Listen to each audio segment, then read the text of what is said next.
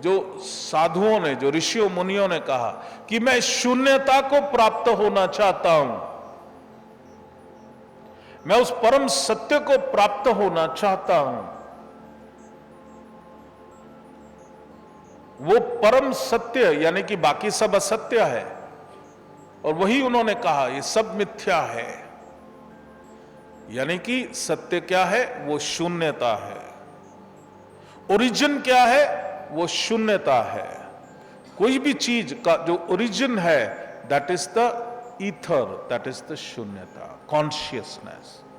तो अगर मैं अपनी कॉन्शियसनेस के प्रति कॉन्शियस हो जाऊंगा तो मैं अपने जीवन का कंट्रोल कर पाऊंगा, मैं अपने अंदर की अनंत की शक्तियों को मैं जागृत कर पाऊंगा। किसी सिद्ध ने कहा कि दशम द्वार है उस तक पहुंचने के, वो परमात्मा तक पहुंचने के दशम द्वार है। पहला द्वार तो ये शरीर ही है,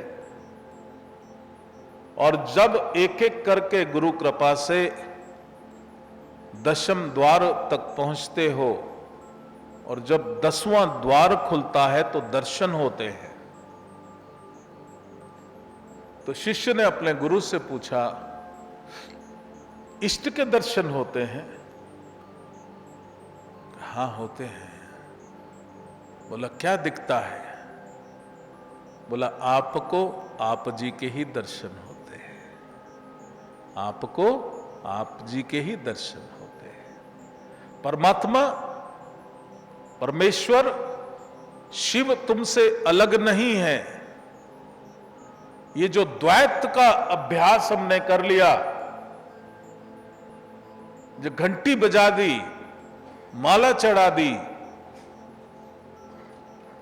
ये द्वैत है।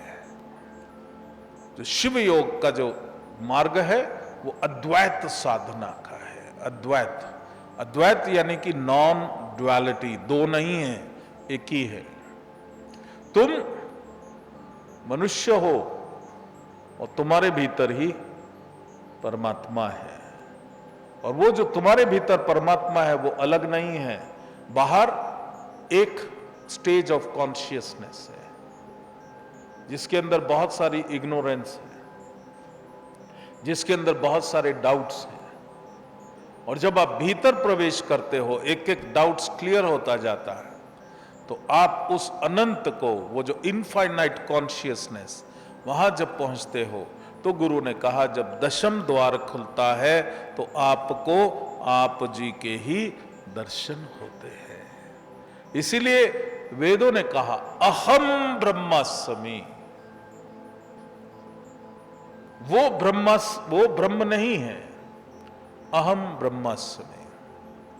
जब शिव योगी को वो परम ज्ञान कैवल्य प्राप्त होता है तो वो कहता है शिवोहम, शिवोहम।